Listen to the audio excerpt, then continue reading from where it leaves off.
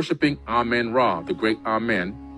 Amen-Ra was one of these Anunnaki people, said, look, from now on, there'll be no other God but me. That made it into the Bible. When you say thanks, you say thanks to me, you say amen. That made it into the Bible.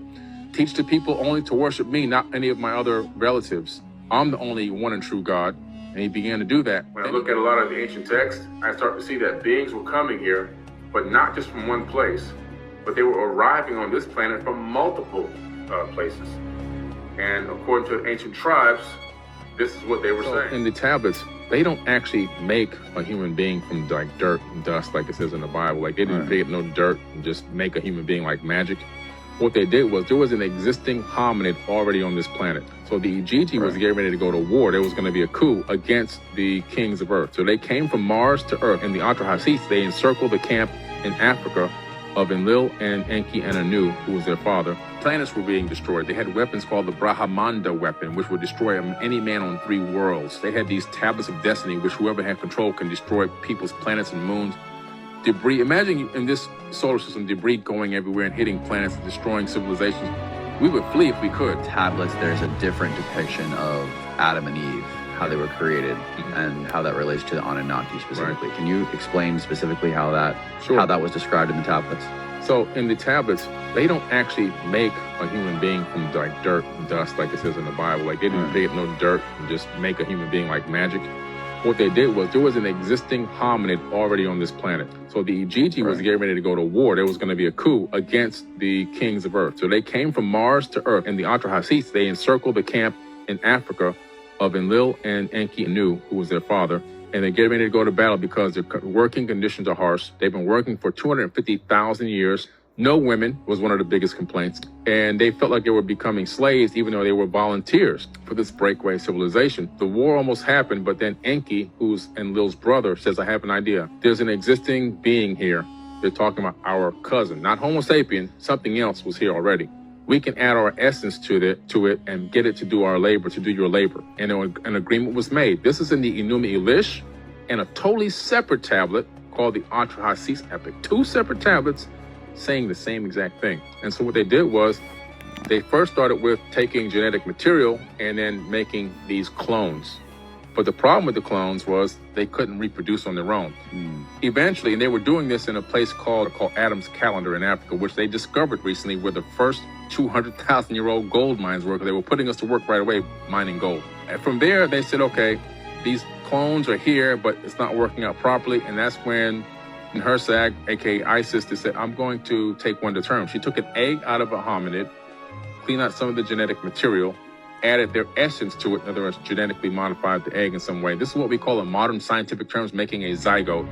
And then in vitro fertilization in her own womb, 10 months later gave birth to Adamu, which means first man. And that was Adam. After that, there was this tablet that came out called the Myth of Adapu. It talks about the fact that we are created in a way where Enki, he added something a little extra to us that he wasn't supposed to do. He gave us the capability of having, in the future, of superseding the Anunnaki themselves. And it made the Anunnaki relatives of his jealous of us and angry with us because he had created something that even long term could be better than them. But nobody knew why he did it, but it got him into a battle against his own brother. This is all in ancient tablets. Are the Anunnaki black or African descent? So if you look into the research of the Sumerian tablets, the Enuma Elish, Epic of Gilgamesh, for example, the H.F.C epic, the Code of Hammurabi, and you see a couple of different descriptions of how these people looked. You look into the Egyptian Book of the Dead, which is also talking about these same exact people, and then you also go to Egypt and you read the hieroglyphs. You find out something very interesting. They had African features, but some were almost like a vitiligo type situation where people have these huge patches. They also had some that were extremely dark. If you look at the Sphinx's face of the Sphinx, it's one of the oldest structures still left in Egypt. That is the face of Amun-Ra's son. And so you're looking at the nephew of Thoth the Atlantean. And so you can see the features clearly show that more of an African feature. Some were dark, some had just vitiligo skin. Some of them had light skin. yellow and pale skin, but had African features, blue eyes, and still had naughty blonde hair. Not naughty, but still blonde. Interesting descriptions. These descriptions are really like all over the place. In the Epic of Gilgamesh, Noah, who's actually Sisera in the real text, but in the Bible he's renamed Noah, he is a totally different skin color from the black family that he's with. His skin is glowing bright, he's got blue eyes, but he's got these African type features.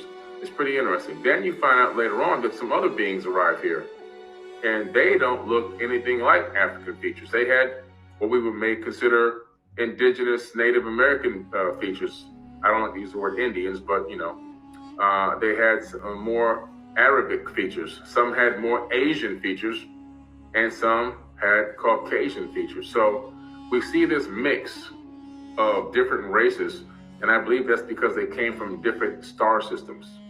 That's my personal opinion. When I look at a lot of the ancient texts, I start to see that beings were coming here, but not just from one place, but they were arriving on this planet from multiple places. And according to ancient tribes, this is what they were saying. These beings were so much more advanced than we are now. Mm-hmm. Why would they have emotions like jealousy and anger and all these primal sort of emotions? I mean, these sort of things with our species are like the worst thing. Right. They're the reason we go to war and kill each other and people starve. Yeah, and that's a great question. So when you read the beginning of how they started out, it appears that there was a galactic war millions of years ago in the Pleiadian star system. Planets were being destroyed. They had weapons called the Brahmanda weapon, which would destroy any man on 3 worlds. They had these tablets of destiny, which whoever had control can destroy people's planets and moons. Debris, imagine in this solar system, debris going everywhere and hitting planets, destroying civilizations. We would flee if we could. People started fleeing these star systems around the Pleiades millions of years ago, creating breakaway civilizations in other parts of the galaxy, different sector altogether. The Anunnaki people, these Atlantean people, they went and started off in another place. They had risen to a high level there. They had done away with the weapons of, then this is interesting, weapons of mass destruction. They had a weapon called a WMD. They were forsaken. A small group of these people broke away and came to kickstart a civilization here on Earth. They stole some of the WMDs and brought them with them. This is in ancient tablets. They put them hid them in a mountain and swore never to use them. But when they got here and they started doing what they were doing and they started breaking all their own rules, they began to realize there's nobody here to guard us. There's nobody here to stop us from doing this. And they said the creator of all is going to get us for this. They even believed somebody was higher than them. They realized that they were acting like the Wild Wild West here. And they started off very strict, and then they gradually, with nobody overseeing them really, they started like going back primal. In other words, the thoughts of war and this and the greed and all that crept back in, and eventually somebody went and got the weapons and they started fighting each other with the weapons. So it was this gradual process over 100,000 years or so between them coming in with a very strict set of rules and engagement and everything else, until it just collapsing over time and realizing, who's going to stop us? Who's going to tell me I can't do this? Nobody's going to come here and stop me from doing it. There's no law here. And then they just went rush out. They went crazy. Backwards, kind of. Yes, they went backward. They backslid hard. But it took a couple 100,000 years before they fully backslid. What is the Ark of the Covenant? If you look into biblical texts, for example, there was this ark that Moses stole.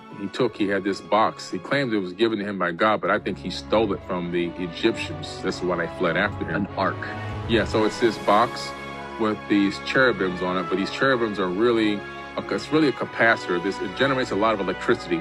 Inside of this box is something that has so much radiation, that's what it looks like there, that you had to have on specific type of clothing, which is well described even in the Bible.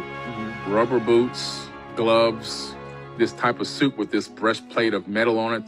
This is all to prevent the radiation poisoning. When somebody didn't have it on in the Bible and they touched the ark, they would become very sick. Their hair would fall out, their nose would bleed, their eyes would bleed, their fingernails would fall off. Radiation sickness. This thing was generating some type of radiation power, some type of a generator of power of some sort. And it was connected to the Great Pyramid. It was in that box.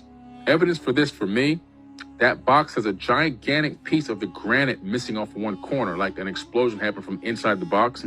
If you look across the Grand Gallery, across the King's Chamber, there's a wall about maybe 30 feet away.